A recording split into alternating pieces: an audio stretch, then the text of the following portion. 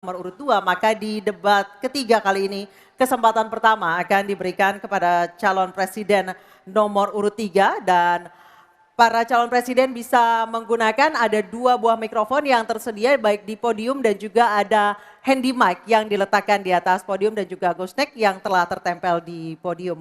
Untuk itu kami persilakan calon presiden nomor urut 3 Bapak Ganjar Pranowo menyampaikan visi misi dan program kerja. Kami persilakan Bapak untuk menuju ke podium. Dalam waktu 4 menit dimulai saat Bapak berbicara.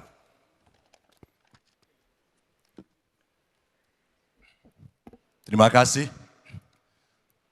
Selamat malam Bapak Ibu sekalian yang hari ini hadir di studio dan tentu saja yang menyaksikan melalui tayangan televisi atau streaming. Kami membaca sekaligus mencatat persoalan luar negeri, pertahanan keamanan, dan tentu saja dari 3 ini kami akan menyampaikan poin per poin. Yang pertama terkait dengan politik luar negeri kita.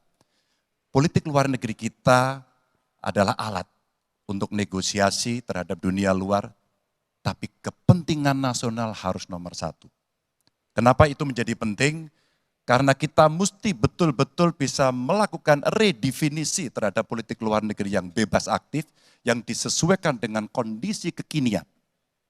Ini penting karena apa? Karena kita perlu untuk memilih, memilah, dan memprioritaskan yang menjadi kekuatan, keinginan dari bangsa dan negara ini. Rakyat butuh bekerja. Rakyat butuh lapangan kerja lebih banyak, investasi harus lebih banyak. Maka kita mesti memperkuat infrastruktur diplomasi kita, duta besar, para diplomat, dan tentu saja inilah yang mesti kita berikan penugasan-penugasan untuk membereskan persoalan-persoalan kepentingan ekonomi nasional dalam konteks kekinian. Dan tentu saja kita tidak pernah lupa, Indonesia selalu setia pada kesepakatan yang pernah diambil. Dekolonisasi yang dilakukan mendorong, meyakinkan kita semua untuk membebaskan seluruh bangsa, tanpa boleh mengintervensi satu dengan yang lain. Dan inilah komitmen kita pada kemerdekaan Palestina yang kita dukung terus-menerus. Maka kalaulah kemudian itu kita kerjakan, beberapa problem krisis iklim barangkali akan kita selesaikan dengan membawa pola-pola diplomasi sesuai dengan kekinian yang diperlukan. Atau barangkali kepentingan UMKM yang mesti kita bawa ke dunia internasional seperti praktek yang pernah kami lakukan di Jawa Tengah. Dan itu membuat masyarakat akan merasakan politik luar negeri jauh lebih baik. Pertahanan, sistem pertahanan rakyat semesta mesti kita dorong, kita lapisi dengan pertahanan yang betul-betul berlapis dan kita jadikan benteng pertahanan Nusantara sebagai sebuah satu kesatuan. Dan kita perlu melakukan penataan gelar pasukan karena IKN menjadi pusat gravitasi baru.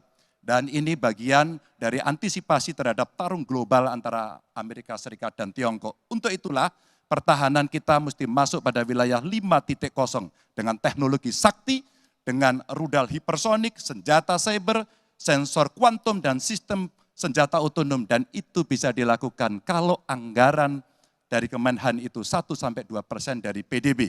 Sehingga MEF kita akan bisa tercapai. Karena ini yang mengerikan di 2024 saya khawatir ini tidak akan tercapai.